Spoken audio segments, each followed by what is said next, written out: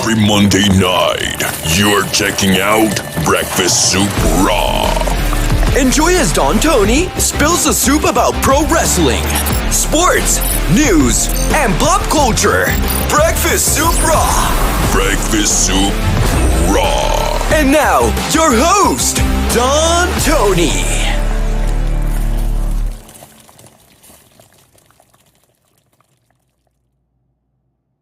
All right, old intro, but we will be getting rid of that very, very soon. Good evening, everyone. It is May 2nd, 2022. Do you know 23 years ago today I got married? No joke. Got it annulled 6 months later, though. And 4 months from tomorrow, I will be walking down that aisle. Hopefully that's it. 2 and done. Kind of like Hulk Host, 2 and done. So what's going on, everybody? It is Monday night. I hope you all had a great weekend. I got to be honest with you. Tonight's episode of Raw, a little less to be desired. Obviously the big match is all the conversation. I'm still blown away that no one is coming up just as a possible idea of maybe that footage that came out about Jimmy Uso with the officer. I know the DUI arrest was a year ago, and I know that he has gotten treatment and help, and he is clean right now. But I don't think WWE was prepared to see how much of a dick that he appeared on that video. I wonder if, I'm not saying that that's the reason, but I'm a little surprised that no one is thinking, could that be a possibility? In all the years of us watching WWE programming, I mean, they have changed stipulations before. But there's no way you can't say to me, DT, in all the years, I really cannot remember almost ever that they would have such a very important stipulation unifying the championships, winner take all, right after WrestleMania, keeping that buzz, and a week before the pay-per-view, never mind. What's the big deal? Look, yesterday when we did the sit-down, we were talking about Drew McIntyre. And some of you had some great points as far as Drew McIntyre and Roman Reigns. I think we all agreed even before this weekend that Drew McIntyre and Roman Reigns is going to be a feud. I know a lot of people were reporting last week that Drew versus Roman was going to be a match at Backlash. I had never heard that, and I'm glad that's not happening. But the one thing that we all talked about yesterday that got a pretty big reception back from our audience. A lot of people agree on this. Roman Reigns, even if he gets pinned in this match, he's still the champion. He's still a unified champion. So putting Drew McIntyre, you ask yourself this. Look, you ask yourself this. We had before this past Friday, this was the match. Winners take all. Tag team championship unification match. There is no denying that the tag team situation in WWE is horrid right now. It's awful. When you see the caliber of talent that they have, even if you have to put a couple of makeshift tag teams together, and we pointed this out on Saturday, you have Shanky and Jinder teasing a breakup. I'm not saying that they should be tag champs. You have Sheamus getting mad at Ridge Holland. I'm not saying that they're going to split or should be tag champs. You have Angel and Humberto. When they were losing to Ricochet, they were mad at each other, teasing the possible split. The tag team division is such a mess, and there's 3 more teams that they teased a possible split up. So you go from that to a 6-man tag. Now look, fans that are going to go to Backlash are going to enjoy this. There ain't nobody out there that's going to say, oh, I paid money to see the unification match and now I'm getting this instead. I want a refund. People, you know who the people are that are going to say that? People that are not going to Backlash, but they're going to say it on Twitter to try to get 90 likes out of it. But how do you go from one extreme to the other in 1 week? If you go back to years past when RVD was a double champion for WWE at the same time, and he had that moronic incident with Sabu when they got pulled over and they had marijuana and drugs and other stuff in the car, Rob Van Dam blew an amazing opportunity being a double champion for WWE. So what did they do? They had to change things up and get those belts off of him as quickly as possible. So why a week before Backlash, when you're pushing winner take all, winner take all, winner take all, winner take all, especially coming off of WrestleMania, one of the biggest stipulations of all time, winner take all, winner take all, winner take all. Why do you change that a week before? Either what we talked about as a scenario or Drew McIntyre pinning Roman Reigns at Backlash. Drew McIntyre, I think everybody agrees when we were talking about it yesterday, Drew McIntyre is the odds-on favorite to pin Roman Reigns at Backlash. Now, think about the SmackDown following Backlash. All the buzz. For the first time in 2.5 years, Roman Reigns has been pinned. Yeah, in the record books, he was pinned, but he's still the unified champion. So you give that aura that Drew McIntyre has Roman Reigns' number. That's why Paul Heyman in Storyline went to Adam Pearce and said, you know, make the match a 6-man. Give the fans what they want. Blah, blah, blah, blah, blah, blah, blah. The actual storyline is, I am afraid that my tribal chief cannot beat Drew McIntyre. He's hungry. He wants it bad. So by putting this as a 6-man in Storyline, it protects Roman Reigns. Drew McIntyre being put. Think about this. Why would the Usos want to go along with Paul Heyman's idea? I mean, if Roman Reigns told the Usos in Storyline on SmackDown, this is what I want, that's different. But the Usos have expressed in the past a little bit of, you know, not going along with the program with Paul Heyman. So the only thing I could come up with is what we talked about as a possible scenario, or they want to start planting the seeds of Drew McIntyre versus Roman Reigns, probably at SummerSlam. Remember, we have Hell in a Cell in June, and it would be kind of ass backwards to have Roman and Drew fight inside a cell. So if they do have a match at Hell in a Cell, it'll probably be a straight-up match with a bullshit conclusion, and that will lead to SummerSlam. That seems to be the scenario. That seems to be. Now, you ask yourself this. Are you going to go ahead with the tag title unification match at Hell in a Cell? Are you going to do it at SummerSlam? Are you going to do it? Why scrap it entirely?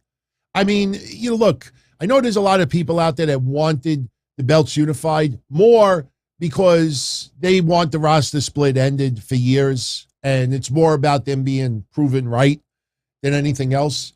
You know, I would have agreed with everyone 4 or 5 years ago, but you unify the belts right now, even though the tag team division sucks, you know, you eliminate opportunity. You know, you look at Roman holding both of those belts, it's not easy for some of the other heavyweight contenders to break through when there's only one belt available instead of two. And you know Cody Rhodes is getting his hands on that belt sooner or later. So since you know Cody is going to have some dibs to it, down the line, Brock Lesnar has to have some dibs to it. Roman Reigns, if he takes some time off down the line, or if he focuses on a feud with The Rock, he could be out of the picture.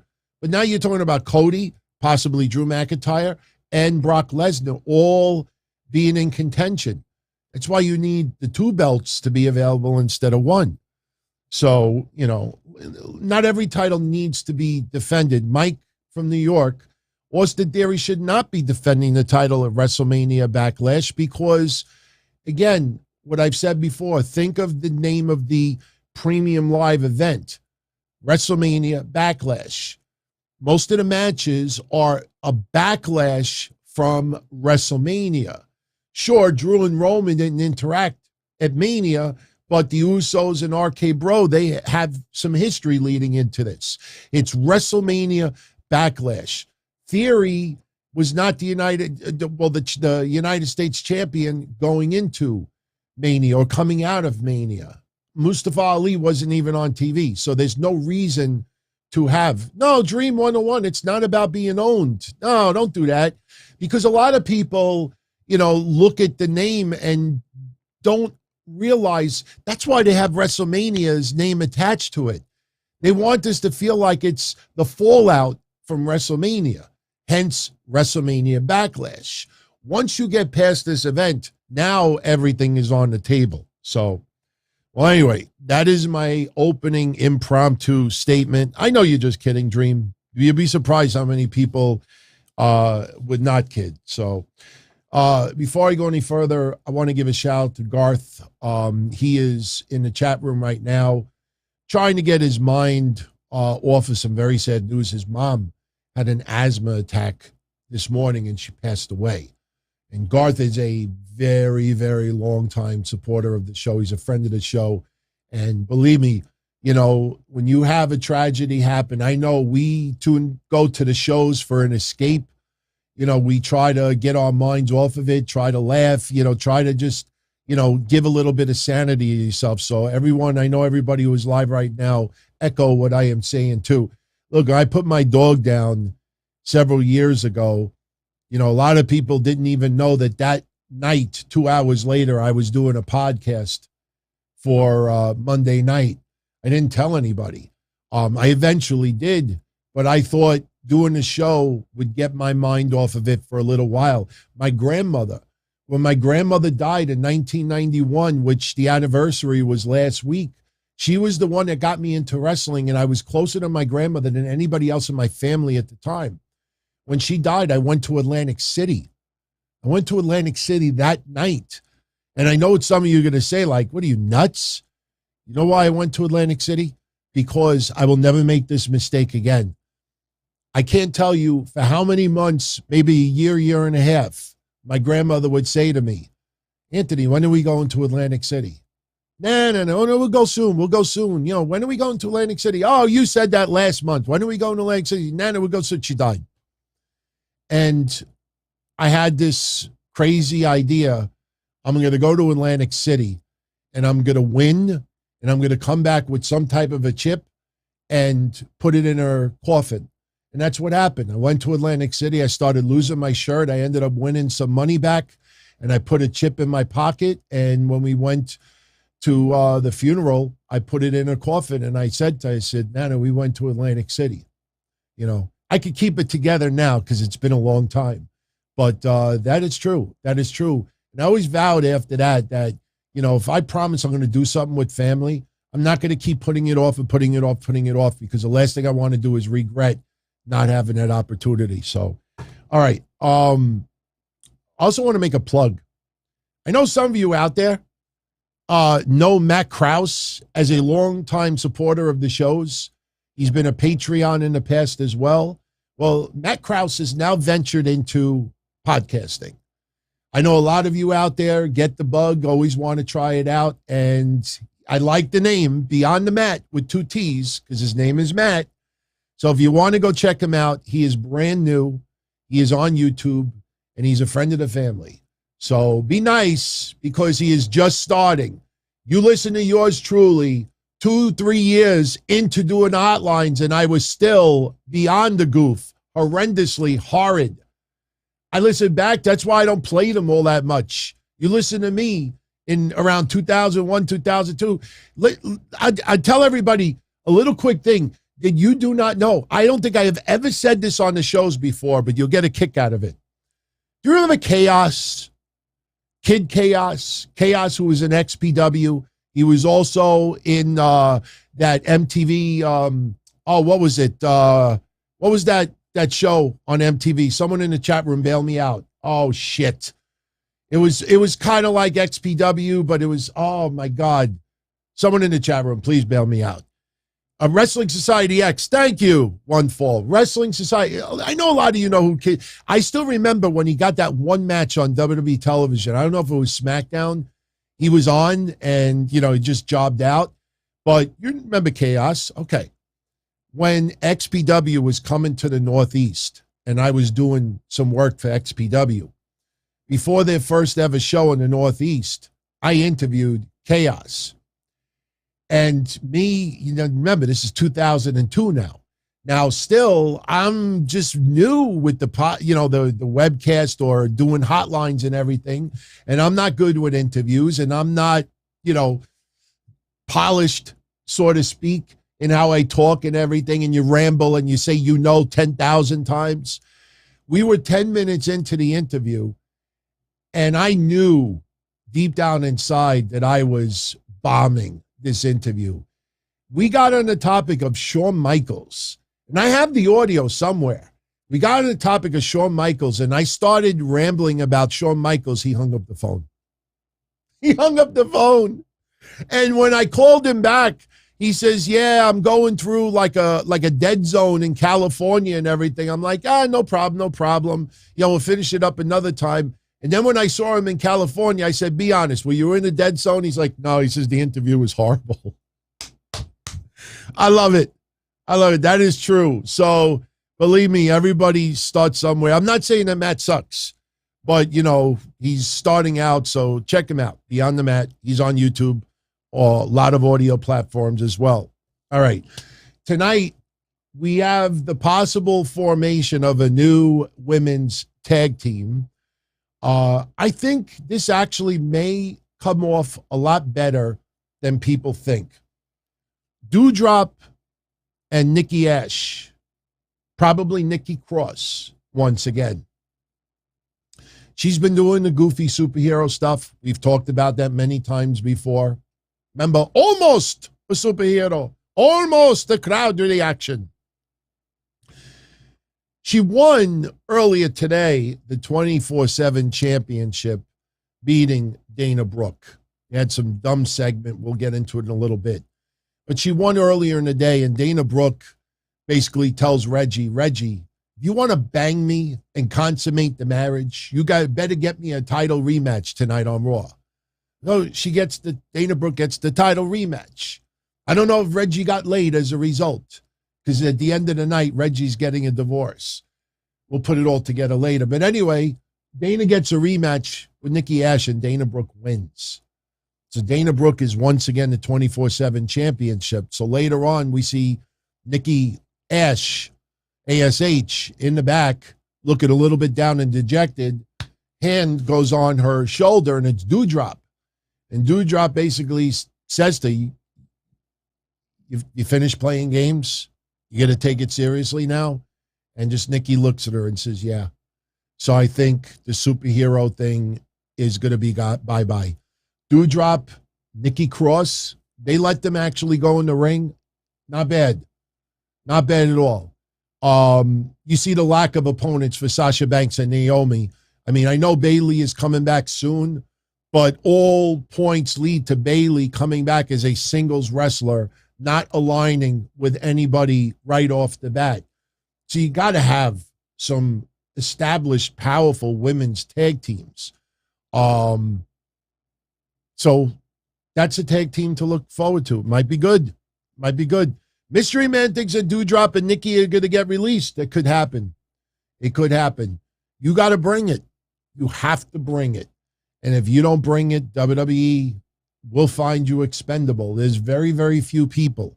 Now, before we talk about Raw, I really did not want to bring this up right early at the beginning of the show, but we might as well get it out of the way. Roderick Strong requested his release many times with WWE recently, and WWE has said no every single time. Moving on. Raw tonight. I know some people right now like, DT, that's kind of harsh. No. Guys, gals. When was the last time you saw any podcast journalist, anybody, a writer, spend a whole boatload of time kissing ass and sucking ass to Roderick Strong. Let's be honest. I mean, I like Roderick Strong. And sure, I absolutely miss the Undisputed Era. But seriously, you tell me how Roderick Strong going to the... I've said this 1,000 times. Well, at least 5 in the last 2 months. You put him on the main roster, what is he going to do? Is he going to suddenly act like a clown? Is he going to be a character? Is he going to be charismatic where the crowd is going to go, Roddy, Roddy? No, he's bland. He's bland as water. I like Roderick Strong. I actually had the privilege of working 2 shows that he was on as well. You know, the guy is a great guy, excellent wrestler. But as far as a character in WWE, no, it doesn't fit in. And I'll be honest with you, I don't think anybody out there truly wants him to go to AEW because I think it kind of screws up the storyline unless Kenny Omega is ready for a return. And guys, gals, let's be honest. Even if he were to go to AEW and reform and call themselves the Undisputed Elite, he's a member of it. You mean to tell me that there's wrestling fans out there that are not watching AEW right now that are going to say, oh, I'm going to tune in now because the Undisputed Era is finally back together again? You know, this isn't like Hall, Nash, Hogan, and X-Pac. You know, I mean, let's be a little honest here. Whether he is on TV or not, it doesn't bang out any ratings. If you put him in AEW, I think it kind of screws up a little bit of the storylines. Sure, you could do trios matches. I could see trios matches, and Adam Cole is not part of the trios. But please, suddenly everybody gives a fuck about Roderick Strong. He asked for his release multiple times. What do you think? He gets paid $3.35 an hour? Do you think he gets minimum wage? You think he makes $25 an hour? The guy wants to leave. WWE said no. Maybe WWE feels, look, we could use you for NXT UK for a little bit. We could use you to help, you know, Dynamite and everything else. I'll tell you this much, not to be a jerk about it. In a personal sense, I don't blame Roddy for wanting to work with his wife. I don't blame Roddy for not wanting to, you know, for wanting to work with his friends. Any of us would do that.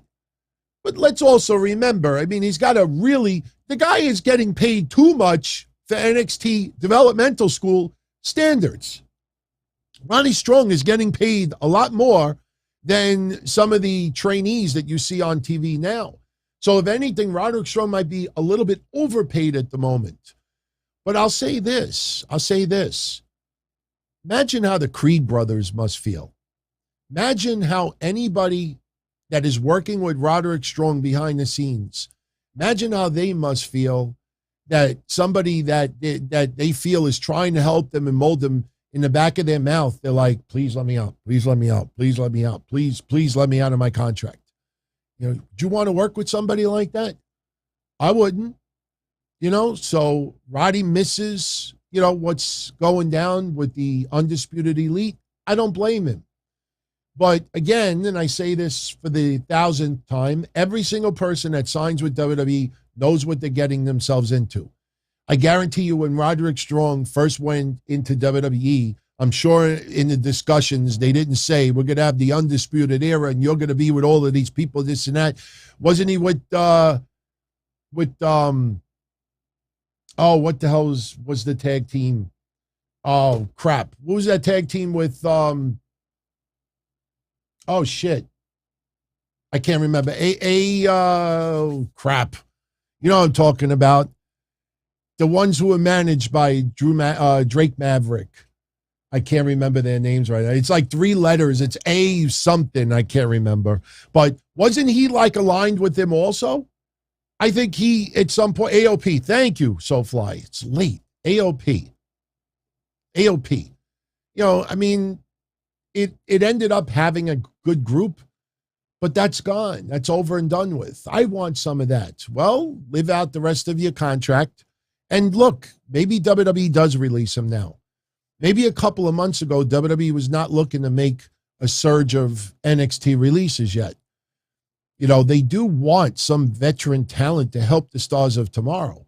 If Roderick Strong does not want to be one of those people, okay, fine. But again, it must be awfully awkward to be one of those young stars going to Roddy and saying, hey, what do you think about this? Or what could I do better here? And then meanwhile, in the back of his mouth, he's like, please let me out of my contract. So, all right. No, he was not an original member, Benjamin. As far as WWE goes, WWE, things happen the way they do. Anyway, by the way, we're going to run through Raw now very, very quickly. And I also said at 11:30 tonight, which is right about now, we're going to do a little contest. We haven't done these in a while. Happy birthday to The Rock. The Rock turns 50 years old today. 50 years old. And we're going to do a little contest to give away 2 autographed photos of The Rock. But I got to tell you, I was looking at the preview for Young Rock tomorrow. Now, this is the next stage now. He's now in WWF 1996. He's going to be in the locker room for the first time, meeting the wrestlers for the first time. And they showed a picture. And look, these are all actors, obviously. What I'm trying to find out is who is the Asian guy on the right with the yellow trunks and the red boots.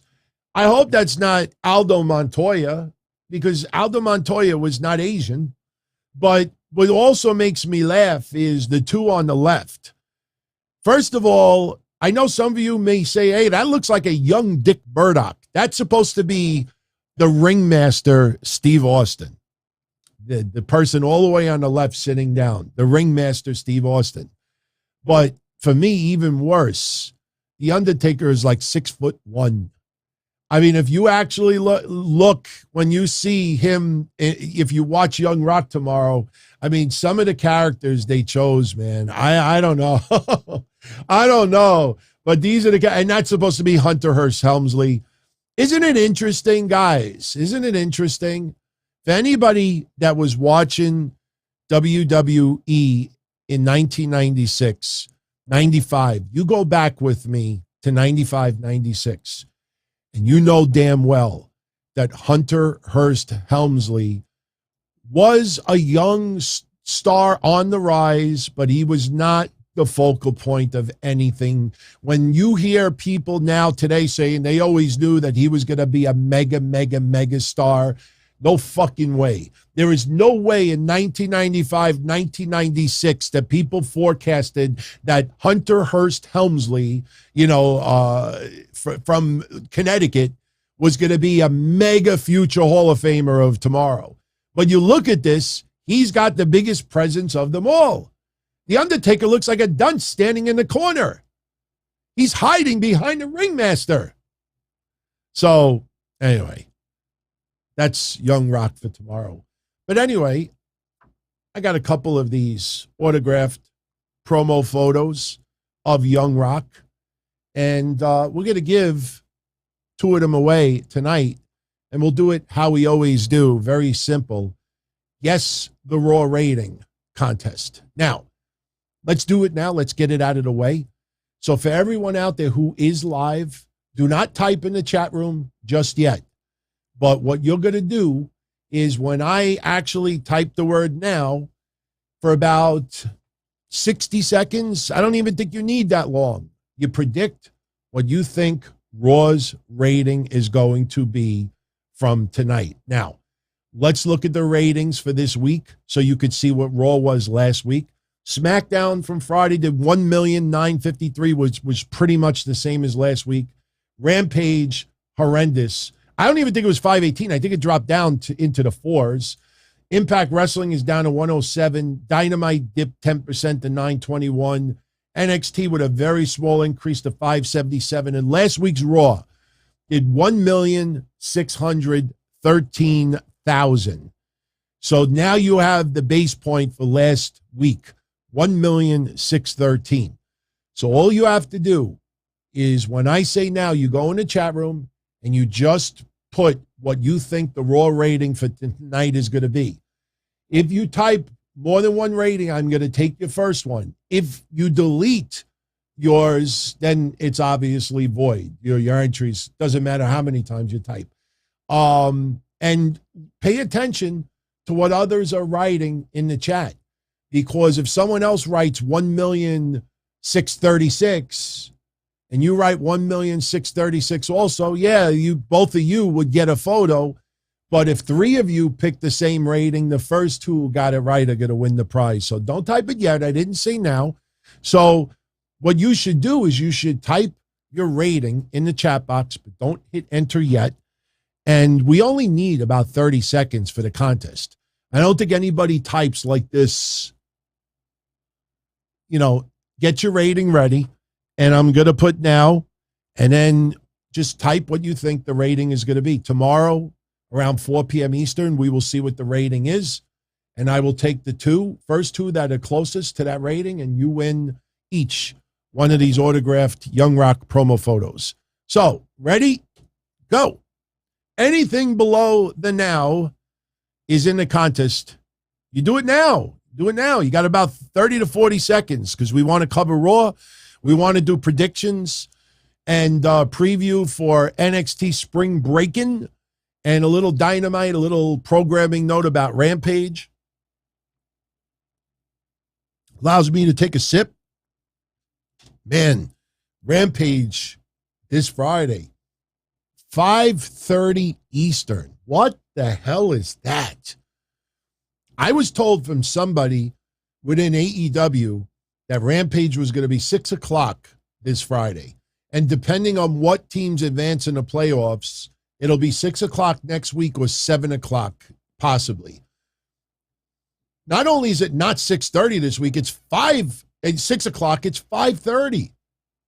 So on Friday, Rampage starts at 5:30 Eastern. I hope some of you are willing to tune in because we got a cool giveaway for Friday as well. All right, last chance. So I'm about to type the word closed, and we're going to count down 5, 4, 3, 2, 1, 0. Closed. Contest is closed. Good luck to everybody who entered. So now, Rampage this Friday is going to air at 5:30 p.m. Eastern. That, is extremely, for me, it's not too bad because we get Rampage done early.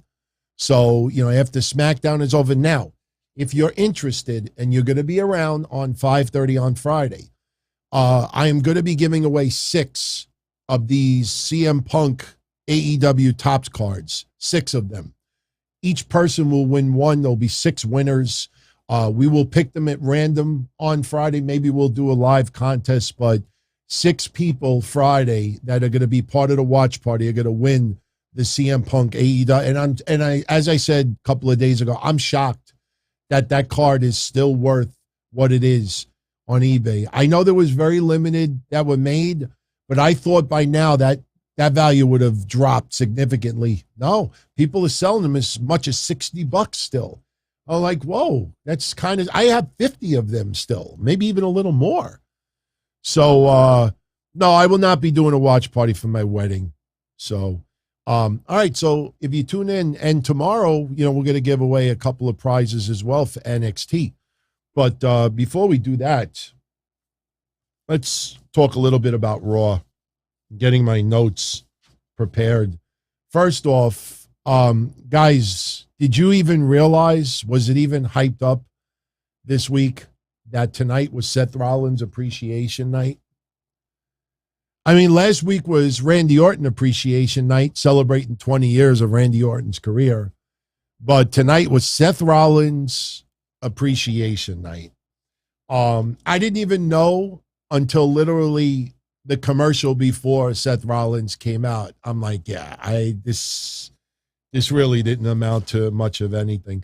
I know a lot of people tonight were really annoyed that Mustafa Ali has already suffered his first loss since coming back. As we said last week, Mustafa Ali fighting Theory for the championship is not in the cards at this moment. it is being teased for down the line. They did the handicap match to show that Mustafa Ali could probably beat Theory one-on-one. He certainly could beat Miz one-on-one. He beat him one-on-one last week. But when it's 2-on-1 handicapped, that is too much for Ali to win. I saw people tonight, all, just virtue signaling like, oh my God, he's back in 1 week. He's already jobbing out. Shut the fuck up. It was a handicap match. He got distracted from Theory. The Miz hits the skull-crushing finale. Ali gets pinned, and then he gets laid out once again from Tommaso Ciampa. You know what's strange about Tommaso Ciampa? Tune in to Main Event this week.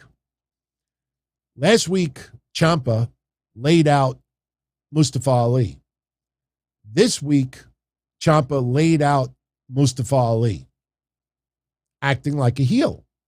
Well, earlier tonight, Mustafa Ali wrestled Apollo Crews, beat Apollo Crews on Main Event, and Tommaso Ciampa was a babyface.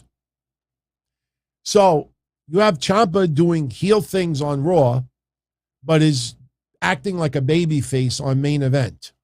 So now one of two things come to mind. Either WWE just doesn't give a shit about Ciampa right now and just throwing shit out there, or this is what I was thinking.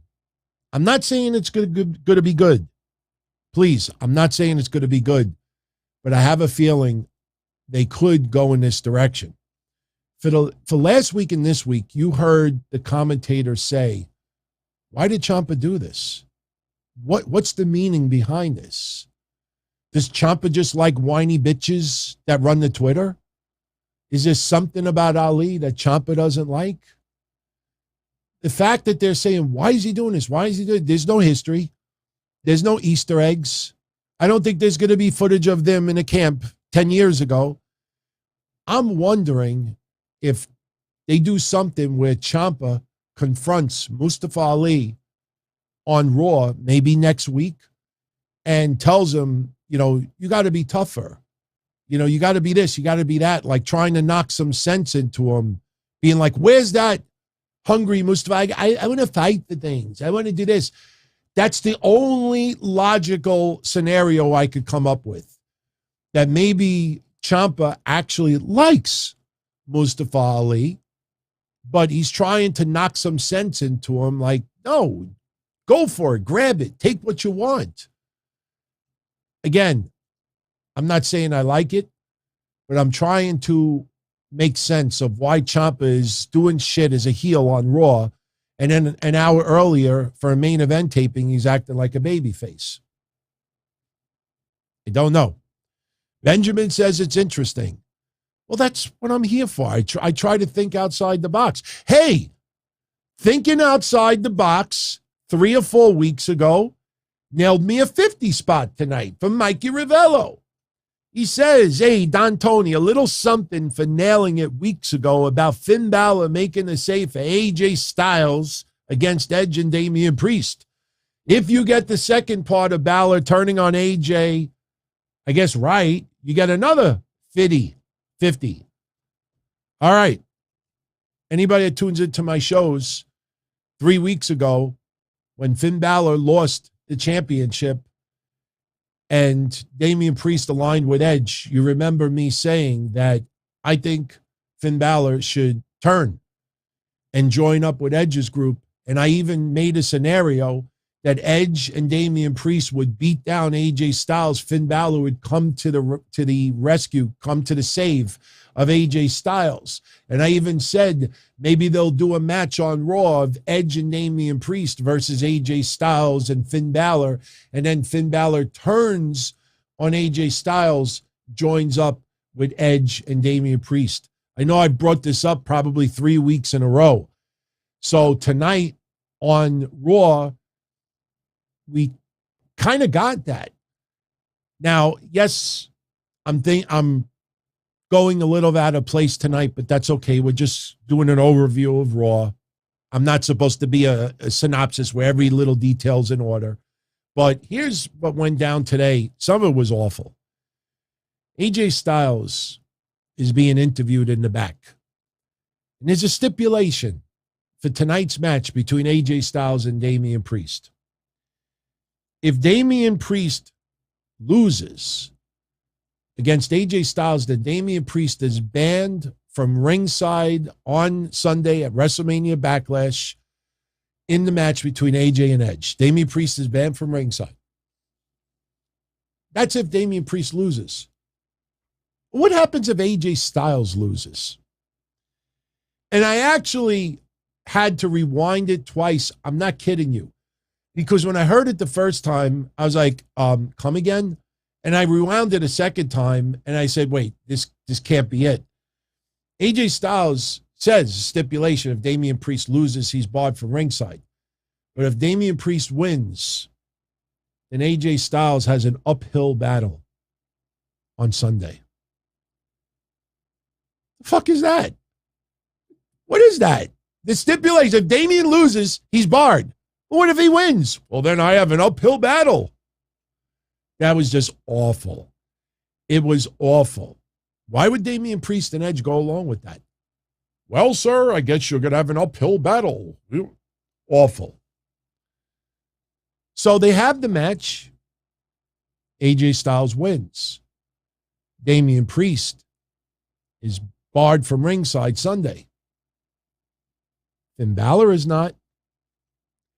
Now, do I want to see Finn turn as quickly as Sunday? No. No, I think that's too soon. There's no reason to have him turn at the pay-per-view. After the match is over, you could have Damian Priest come out after the match. They double-team AJ Styles. Finn Balor makes the save again, and this leads into Raw, where they tease a tag match.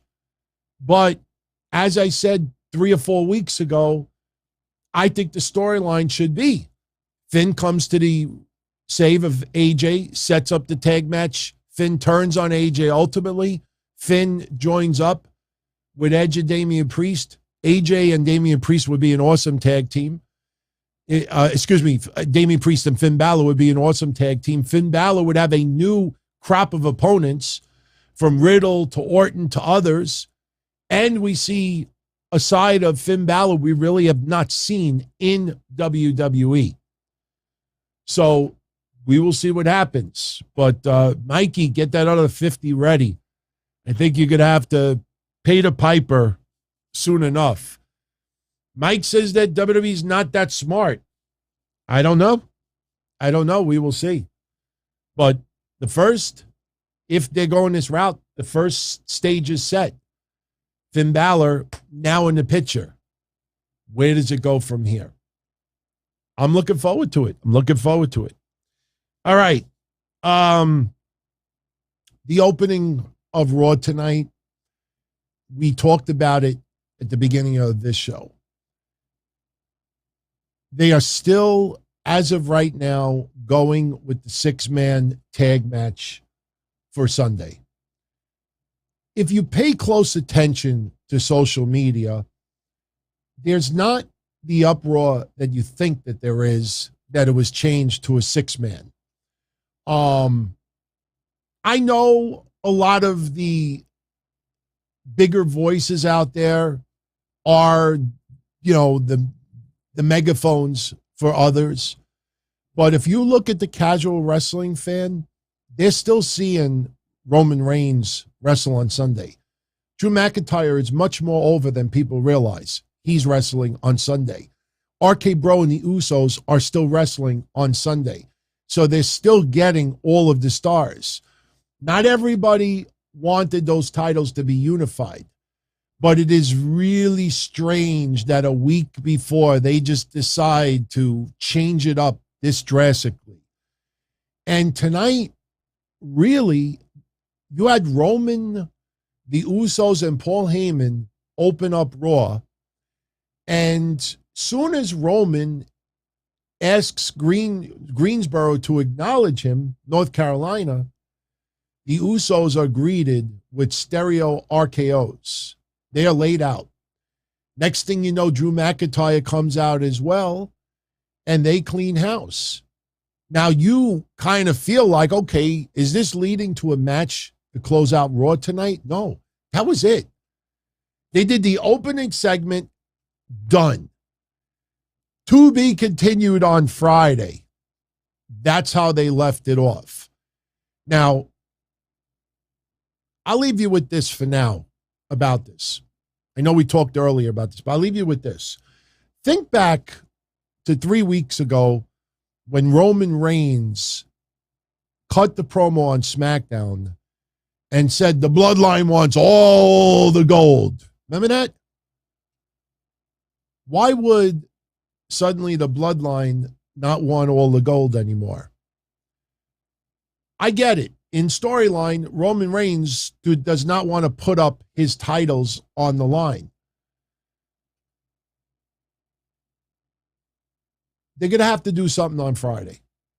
It just feels too matter of fact, like, oh, we're just going to change it. There's got to be more to it. It just sucks that they're literally going to wait until 48 hours before the pay-per-view to give a concise answer as far as which way they're going to go with this. But I personally think the only reason why this was changed was so Drew McIntyre can pin Roman Reigns, make that feud start, give the suspension of disbelief that Drew can actually defeat the unified champion, and that begins the summertime feud between the two.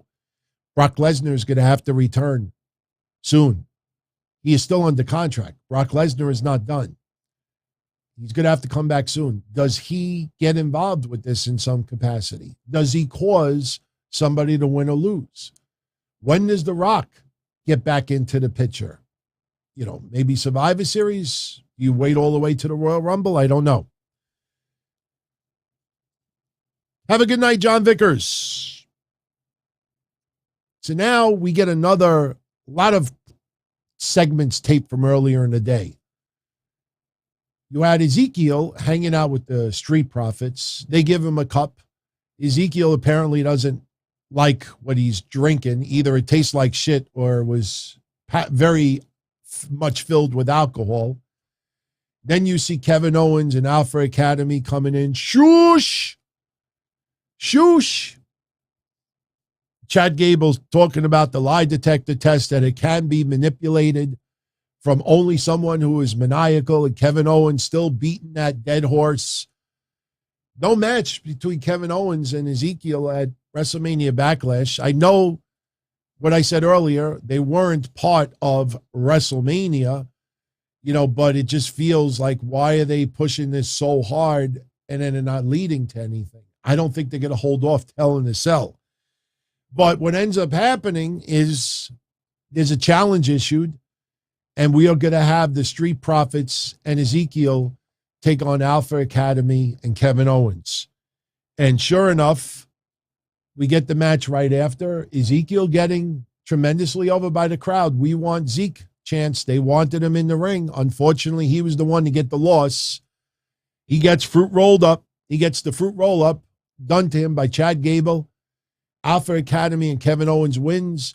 Ezekiel got tied up on the ropes. He got tripped up by Kevin Owens. And this led to Gable defeating Ezekiel, but Ezekiel pinned. So there was more than one new popular fan favorite that got pinned tonight.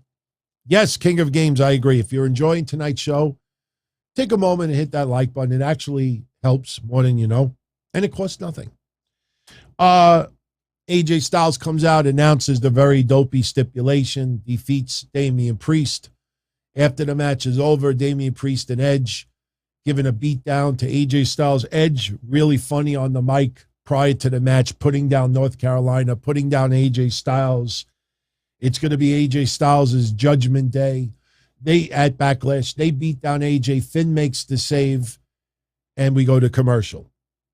We get the recap of what happened last week with Sonya Deville and Bianca Belair. And as we all expected, Adam Pearce telling Sonya, nope, tonight you are nothing but a wrestler. You are not an authority. You cannot change stipulations. You cannot do extra things for Bianca. Tonight, you are only a wrestler, and Sonya is pissed off because of it. They tease later on in the night, which was the main event, a 6-woman tag match of Asuka, Liv Morgan, and Bianca Belair versus Rhea Ripley, Becky Lynch, and Sonya Deville. That is your main event for tonight's show. Veer Mahan apparently doesn't like pulled pork. Bert Henson. He is from Stevie's Barbecue in Greensboro, and they did kind of like the James Ellsworth.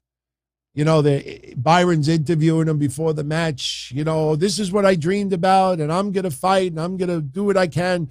No, you're not. It's like Corey Graves said, it may not pay as much as WWE, but pulled pork is in your future, Mr. Henson. So Veer Mahan destroys him. After the match is over, he gives him an additional beatdown. So shout out to Eric. Loves the chat. I like going his positive vibes. All that hate and attention stuff. If you don't bring the hate and attention, usually, don't you realize, everyone, that heat and hate and tension and negative actions seem to generate heat and tension and negative actions? I try to keep that aside. And I'm glad that for a majority of the time, everybody has a good time. That's what the intentions are. It always was those intentions. Mustafa Ali comes out for Miz TV. And they're making fun of his name. The Miz is calling him Moost. Ali's mic does not work. Oh, technical difficulties. When was the last time that happened? Can't believe that would happen on a high production show like this. As Ali's coming down the rampway, before that, his entrance music stops midway. Production screw up. Basically, Miz is fucking with Mustafa Ali. The entrance music stops early. The microphone doesn't work. Miz is putting him down. He says, don't go to Twitter and complain now. So then finally Mustafa Ali grabs Miz's mic. That does work. And Ali, with the Fed, the only thing that people are complaining about is you're still on the roster. Yuck, yuck, yuck, yuck. But the crowd goes with it. That's why you keep getting those corny Fed yuck, yuck jokes every week. Ali talks about how the Miz, he's the one that should not be working there. And he says the difference between Miz and Mustafa Ali is that when Miz doesn't get what he wants, he runs to the back and he whines to the people in the back. He complains to the people in the back. Mustafa Ali goes to the WWE Universe because the only people that matter are the WWE Universe. And that's why he voices his frustrations with WWE Universe. Gets a pop from it. This brings out Theory. Theory says, unlike Must, now they call Mustafa Ali Must. Unlike Must, I have something to say that the people want to hear. He announces that he talked to Vince McMahon, and because Miz didn't have a chance to prepare last week, he said that he's having Vince McMahon remove Mustafa Ali's win from the record. So in storyline, technically Mustafa Ali never won in his return match last week. Okay, fine. Austin Theory calls, yes, I know we keep saying Austin, but I can't just say Theory. It just sounds stupid. Theory calls Mustafa Ali a schmuck, actually used the term schmuck. Now, I don't know if Ali's microphone started working. I don't remember him grabbing Miz's mic again, but it seemed like his mic suddenly started working. I don't know if I'm wrong. But Ali's talking about how he doesn't want a title shot just handed to him. He wants to fight for it. So Theory says that tonight Mustafa Ali does have a championship contenders match. If he wins the match, then he gets, the opportunity to take on Theory for that championship. And he says that Ali can't handle the heat. Ali says if there's anybody that can handle the heat from the back, it's him. We then learn it's a handicap match. Miz and Austin Theory, as I said earlier, they defeat Ali. The fight went outside with him and Theory. And Theory distracted Ali as he was getting back in the ring. And the Miz hits him with the skull-crushing finale, gets pinned. Again, I'm not too bothered by it because, number one, as we said last week, Ali's imminent issue is Ciampa, not Theory as of yet. The seed has been planted for Theory. They will go back to that later on. But not only that, the handicap match, special circumstances, one-on-one, it's, I wouldn't be concerned about it. So now we get the goofy stuff earlier in the day with Tozawa, R-Truth, Tamina, Dana, Reggie. Dana wants an apology from R-Truth. R-Truth just wants his baby back. Tamina, her waist is empty. She wants the 24/7 title. Tozawa wants to help Tamina get that title. And Reggie just wants to get laid. Reggie wants to consummate the marriage. So Dana Brooke, she's, telling Truth, you owe me an apology. You tried to pin me last week, blah, blah, blah, blah, blah. Next thing you know, Nikki A.S.H shows up and she rolls up. Dana Brooke gets the title, runs out of the building. And Dana's screaming at Reggie, you were supposed to protect me. You were supposed to do this and that. You want to get laid. They didn't use those words, but you want to consummate the marriage. Get me a rematch tonight. Dana got the rematch. Dana regained her title. But then what ends up happening is you had R-Truth for a moment try to get the belt back. Tamina and Tozawa with some antics trying to get the belt. And Reggie, outside the ring, tries to fruit roll up Dana Brooke. And Dana slaps the bejesus. I can't believe I'm using that word. She slaps the shit out of Reggie. She climbs the announcer's desk and she says, Reggie, I want a divorce. Because Reggie tried to roll her up for the championship, she wants a divorce. Now, my honest opinion on this, I can't believe I'm going to say this, but for tonight, I kind of agree with Reggie. Because if I had a choice, I would take the 24/7 title over Dana Brooke anyway. So now they're about to have a divorce. Thank fucking God. Get this storyline out of there. Horrible. So that's where we're at with Dana Brooke and Reggie. When does Tozawa and Tamina get divorced? We'll see what happens. Becky Lynch cutting a promo on Asuka. Seth Rollins comes out. It's Seth Rollins appreciation night. Crowd is serenading Seth early on, and Seth loves it. But then the crowd immediately starts chanting for Cody, and Seth don't love that. He starts bad-mouthing Cody. Cody cannot steal Seth's spotlight because he is the damn spotlight. He tells the crowd, shut up, that it's his appreciation night. He says that some of the crowd has forgotten how good Seth Rollins is, that the fans are too wrapped up on the American Nightmare. The crowd forgot how good he is, and he's going to remind them. He's going to show the greatest video package ever been put together. We don't get the video package. Instead, we get Cody's music. Cody comes out, makes fun of Seth's attire, says he looks like he's Johnny Polo the way he's dressed. Cody praises Seth a little bit, but also calls him a delusional. Seth Rollins brings up Dusty, and he says that just like his father, Dusty, he's an egomaniac. Dusty was an egomaniac. The apple is not fallen too far from the tree.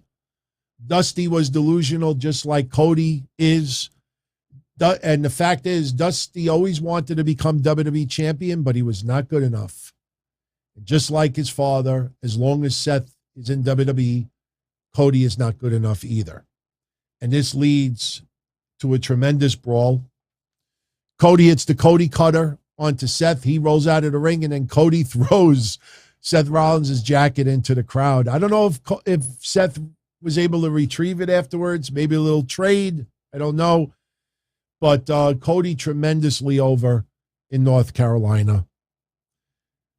So we get the recap of the arm wrestling contest the week before. Bobby Lashley beats Cedric Alexander. During this match, Omos and MVP come out. MVP on the microphone, putting down Bobby Lashley. Every time Lashley would start getting the upper hand, the crowd was getting into it. MVP's putting down the crowd. You know, don't coach him on. You know, but in the end, we had a little bit of a mess outside the ring. Cedric goes to dive onto Lashley. He swats him down. And it looked like Cedric may have legitimately injured his shoulder on the ring post. But Lashley brings him back in the ring, hits the spear, then the hurt lock, defeats Cedric Alexander. And we will see Omos and Bobby Lashley at WrestleMania Backlash. So then we get the main event. And right before the main event, you know, Sarah Schreiber with the genius question of the night. Hey, Liv, why did you ambush Rhea last week? Because I was pissed off. I mean, what a dumb question. Liv, why did you ambush Rhea last week? And Liv is like, because I did to her what she did to me. No fucking shit. Liv cuts a promo saying that Rhea is actually disappointed in herself, blah, blah, blah, blah, blah. We get a main event, and sure enough, we end up getting Liv Morgan pinning Sonya Deville. Now, this was your typical Raw main event. It was a lot of fun. You know, Sonya Deville trying to get a little bit of, trying to push a little bit of her authority around, and they kept reminding her, no, you're just a wrestler tonight. You cannot put extra steps on Bianca Belair. Becky Lynch and Asuka going at it a little bit. I'm very surprised that the heels lost tonight. I'll tell you why. If you think about especially Rhea Ripley out of all of this, Rhea Ripley broke away from Liv Morgan because of the constant losing. Tonight, Rhea Ripley is on the losing team once again. And I honestly thought, like, okay, especially after everything that went on with Rhea Ripley, unless the frustrations of even this makes her go to Judgment Day, Edge, Damian Priest. James thinks that Becky has got to get the belt back. I say no, not right now. Not right now. I know a lot of people feel that Bianca Belair is much better chasing for the title than being the actual champion. But you got to give her more time. WrestleMania was only 1 month ago. I mean, when you realize that some people haven't even necessarily defended their championships in the last month, you got to give her more time. But, you know, this match, it was a fun match. Towards the end, Sonya Deville getting a little bit frustrated because she can't do extra things to Bianca Belair. I know that sounds kind of naughty, but not intended that way.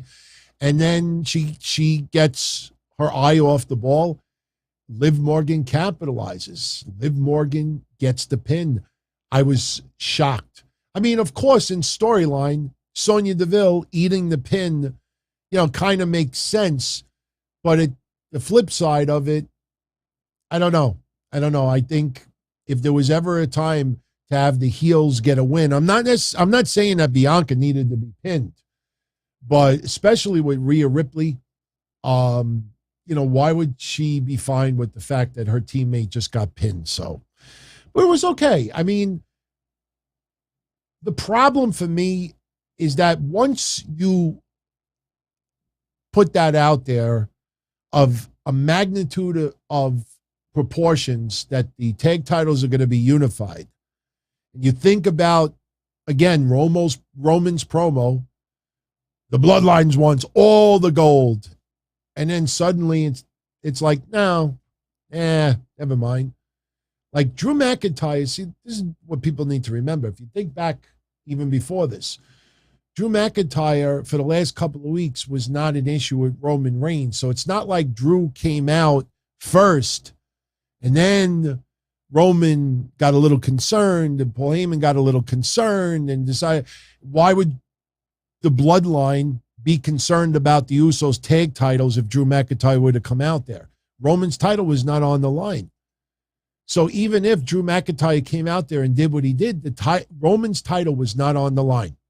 See, I think that there's where WWE made the mistake. If Drew would have challenged Roman for the championship at WrestleMania Backlash, even though they didn't have any interaction at WrestleMania, if he would have done that, and then Paul Heyman says, let's make this a 6-man tag, then that makes sense, because Paul Heyman, scared shit about Drew challenging Roman Reigns, changes the match immediately. That would make sense. But Drew McIntyre was not a threat for RK Bro to defeat the Usos. Drew McIntyre only wanted one person, and that's Roman Reigns. So why, you see where I'm going with this? They really made a big mistake with that. Maybe something changes on Friday, and then we'll look back on it and be like, okay, all right, whatever. So now, here's the plan for this week. Saturday, I'm doing the Don Tony show. I will, right at the beginning of the show, give you very quick WrestleMania Backlash predictions, because I know a majority of you out there will watch that show after Backlash is over. So I'm probably going to spend 5 to 10 minutes at most giving you predictions. So that'll be Saturday, and then we'll have your regular show on Saturday. Now, very quickly, I'm going to give you quick rundown of NXT Spring Breakin'. That is tomorrow. Now, tomorrow, we're going to do a couple of giveaways as well. I have a stack, and a lot of these are credit to WWE, a stack of very, very cool photos in here. And the one that everybody seems to be really wanting, I'll show it to you if I could pull it out quickly, it's Liv Morgan, but I got to find the right one. Remember it's Saudi, oh, here it is. This is the one I think everybody wants because it's not available anywhere. When she dressed as Britney Spears, I have a few of those. So I have a couple of WrestleMania signed photos as well. So we'll probably give away a couple tomorrow. But tomorrow is NXT Spring Breakin'. It's not a pay-per-view event. It's not even a premium live event. It's just a special episode of NXT. Don't expect any major things to go down. As far as matches go, you know, you see right here, I mean, I think Grayson Waller obviously, you look at the matches, I mean, there's really nothing all that spectacular that stands out. You know, you look at the women's tag. I'm going to go into each match right now, but you look at the matches. I mean, even this is not a match. It's just, well, you know, I'm a little sensitive to that. But anyway, let me run down the matches. Grayson Waller is obviously going to take this. This is a showcase more than anything to introduce new talent. And this match, honestly, I don't even think fans are really going to be into this all that much, but it's Grayson Waller in the end is going to get the win. I'm very curious. What the hell's going to happen with Sanga? What's going to happen with Sanga? I mean, they're now talking about possibly bringing him to the main roster. He was not released. So what do you do with Sanga? Now, remember, they teased the split with Shanky and Jinder Mahal. Could Sanga be put into that mix in some capacity? I don't know. We have a women's tag match, Natalya teaming up with Lash Legend against Nikita Lyons and Cora Jade. I'm actually going with Nikita Lyons and Cora Jade. Natalya and Shayna Baszler are going to be fighting for the women's tag titles a week from this Friday on SmackDown. So Natalya will be back on the main roster before you know it. I think this was just to give a little bit of name value to this match. I have said Lash Legend is definitely coming along, but she's nowhere near where she should be. She's obviously still extremely green. But I think in the end, I think Nikita Lyons and Cora Jade take this one. We have the Creed brothers versus the Viking Raiders. You know, we've talked about the Viking Raiders many times before. It was either they turn heel, they go to NXT, or get released. Just to say it bluntly, they are stuck in the mud on the main roster. For this match, you know, like my gut feeling says you got to give it to the Viking Raiders simply because of what they have done in WWE, even though they obviously have not lived up to the potential that they should have. But I kind of feel like you put them in NXT, I think you got to get an upset win. So I'm actually going to go with the Creed brothers to beat the Viking Raiders. Don Tony doing a sit down. Oh, I'm sorry. Not that Don Tony.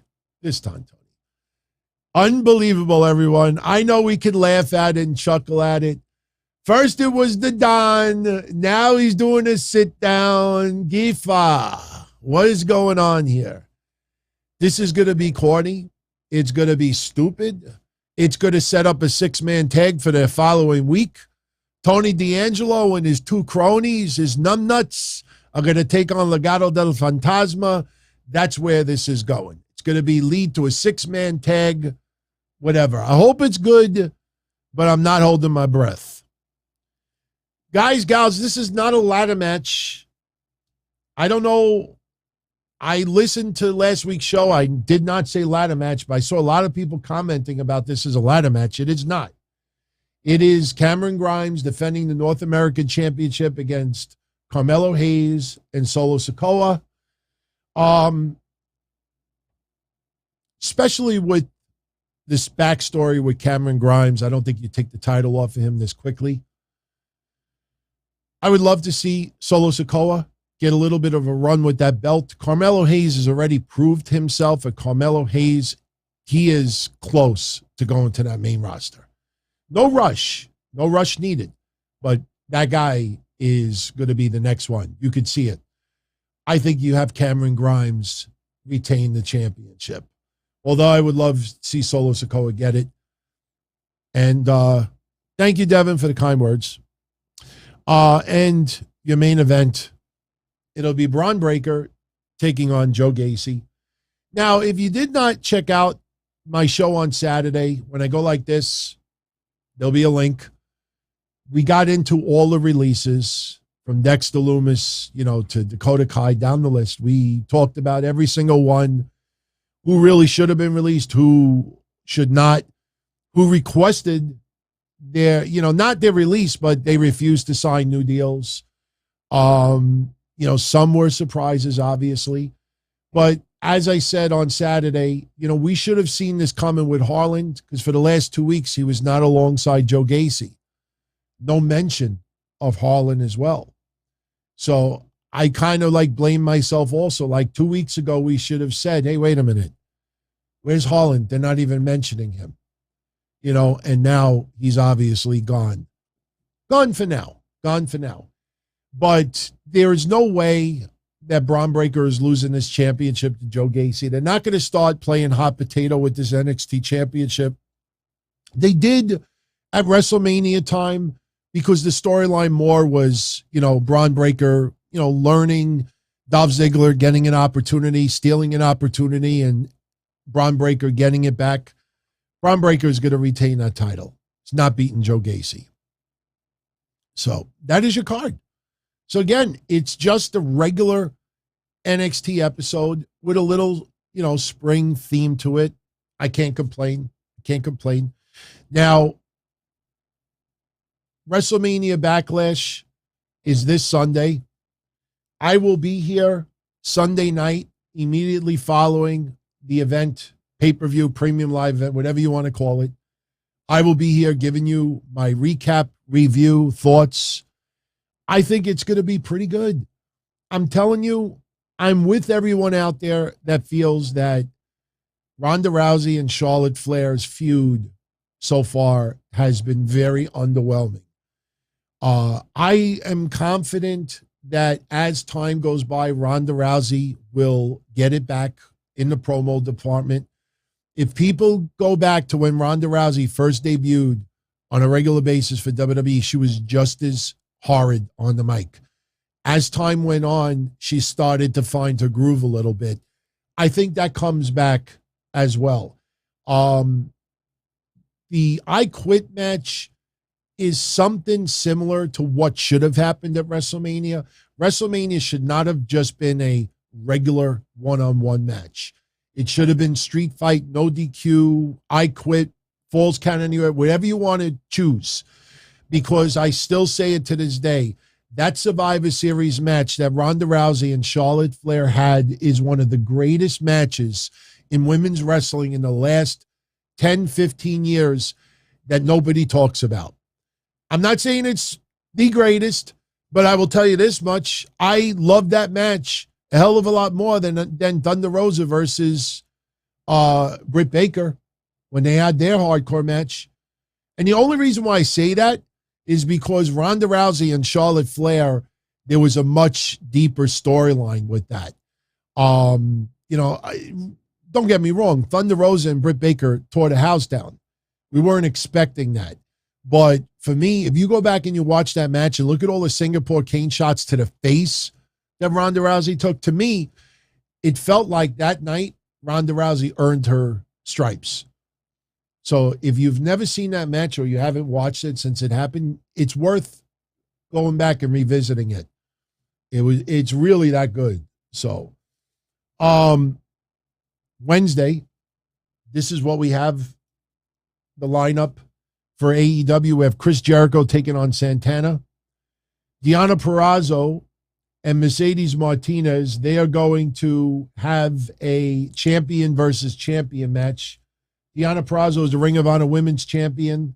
Mercedes Martinez is the interim champion. So they're doing another one of those.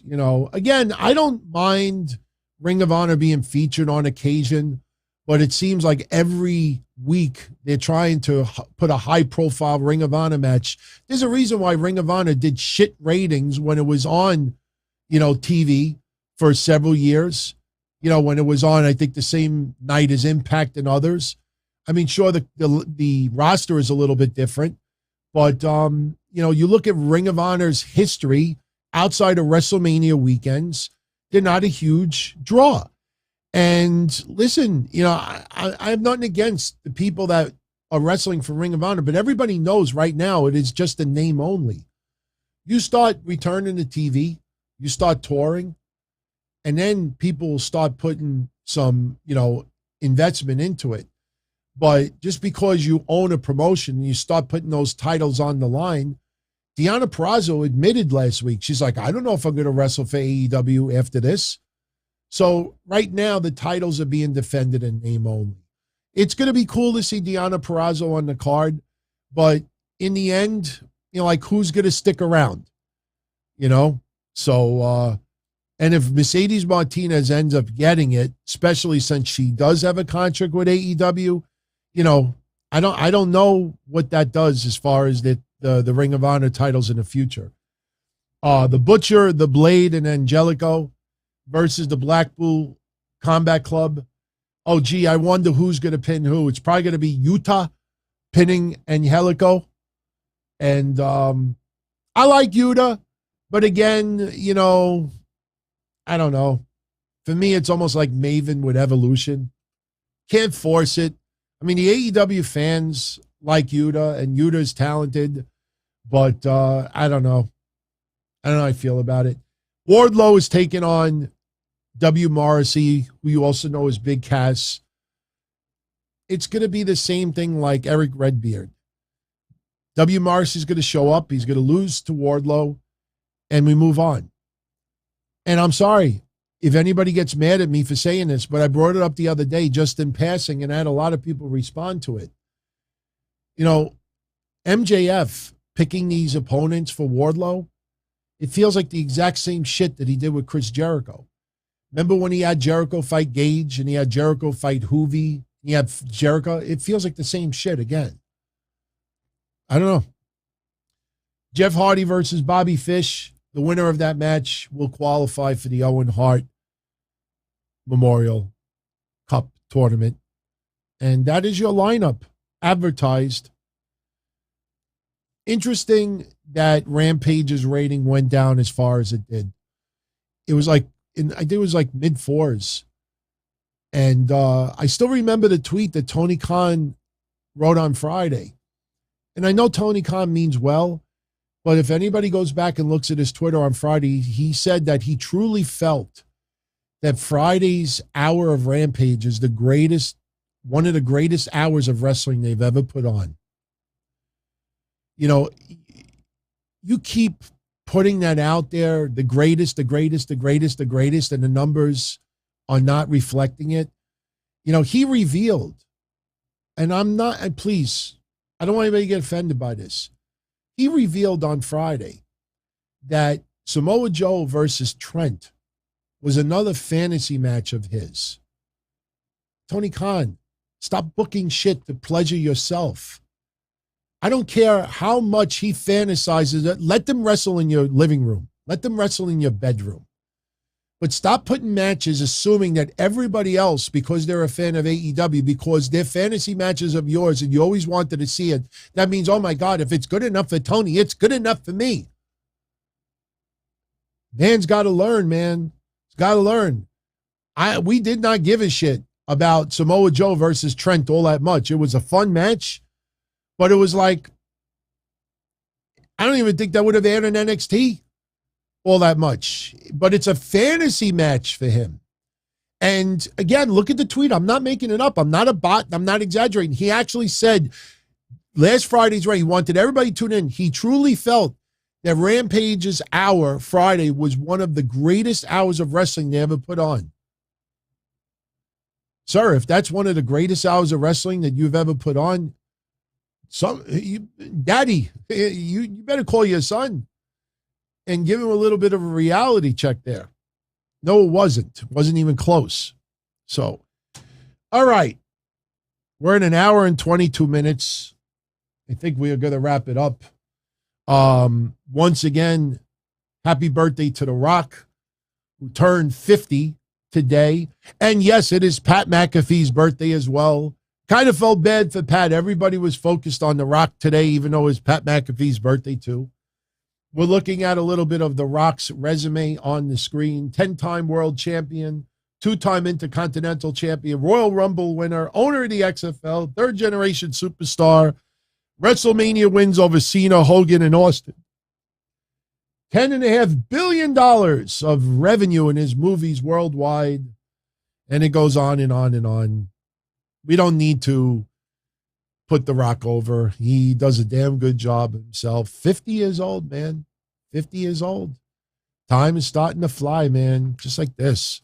So, no 10 more minutes, James. I am going to do the watch party tomorrow.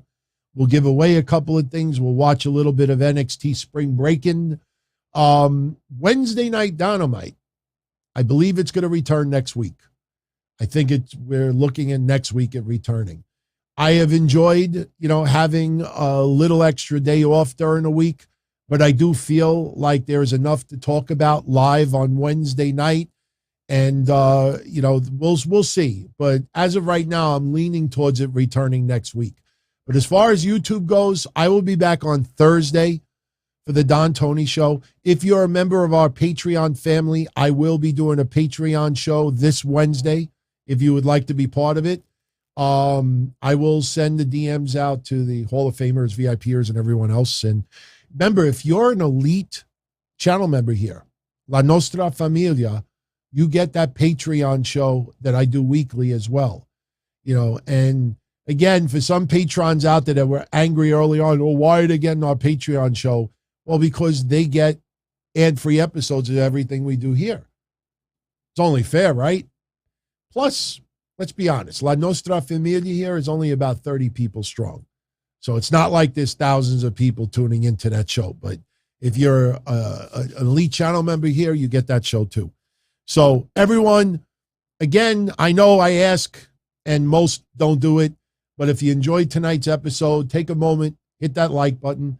It really does send a message to YouTube that you enjoyed the show, and it sends a message to me also that you enjoyed the show. I appreciate everybody's support. I thank you very much. You make it fun, and you make it worthwhile. And like I say, unfortunately, co-hosts will come and go for whatever reasons, but one thing that's always constant, I never leave you. I'm here, and I hope you enjoy what I do. And if you know anyone else out there that may enjoy it as well, let them know about the channel. And whether you tune in on the video side or you access the audio only side, which is about 90% of you, I thank you all equally for the support. It is very much appreciated. And you're the reason why not only do I get to do this, but that I have gotten additional opportunities and deals. You'd be surprised, especially if you work hard, you'd be surprised who takes notice. It blows me away sometimes, some of the messages I get or DMs and, even offers. Like, wow, I had no idea that these people were looking. Well, yeah, they are. So, it's awesome. It's awesome. Hard work does pay off, believe me. So everyone have a great night. All the best. Stay safe. Tomorrow in the community section, I will announce the winners of the rock sign photos from tonight. And then tomorrow night, we'll pull out a stack from here. I'm going through it. And, like I said, the Sasha Banks photos, this is from WrestleMania. That's Ronda Rousey signing from WrestleMania. The Johnny Knoxvilles were in here. They even, look, WWE even sent me some old school Sasha Banks. Some retro Sasha Banks. There's some pretty awesome ones in here. Not just that, they sent me of The Undertaker. We got Undertaker photos. It just goes on and on and on. But I think the Sailor Moon Sasha Banks photos is probably the ones that, even when Ronda was, this is from a couple of years ago. So we got a stack. And, we got this one that's going to be coming out next. This is Bobby Lashley and MVP, dual signed. I know they're not together anymore, but a lot of people still love that combination. So, and then don't forget Friday for Rampage, going to give out 6 of these cards. If you want a chance to win, just show up. That's all you got to do is just show up for the watch parties. You don't even need an invite anymore. Now, we can make the link public since, as long as you have like a TV service that you're subscribed to, you can hang out and watch it with us. So, all right, everybody, have a great night. All the best. Thank you. Be well. Stay safe. As far back as I can remember, I always wanted to be a podcaster. For me to live any other way was nuts. To me, those goody-good people who worked shitty jobs for bum paychecks and took the subway to work every day and worried about their bills were dead. They were suckers. They had no balls. If I wanted something, I just took it. I ran everything. I paid the bills. I paid the host. I even paid the masked maniac. Everybody had their hands out. Everything was for the taking. We always called each other good fellas. You would always hear from somebody. You're gonna like Don Tony. He's all right. He's a good fella. He's one of us. But if you're part of my crew, nobody ever tells you they're gonna get rid of you. It doesn't happen that way. There weren't any arguments or curses like in the movies. See, your haters come with smiles. They come as your friends, the people who've claimed they care the most for your life. And now that's all over. And that's the best part. Today everything is different. There's lots of action. I don't have to wait around for everything like everyone else. Oh, I didn't get the vaccine? Fuck you, vaccine me. Oh, your delivery guy has COVID? Fuck you, feed me. Right after I moved here, I ordered egg noodles and ketchup, and I got spaghetti with meat sauce. I'm no longer an average nobody, while they get to live the rest of their lives like a bunch of schnooks.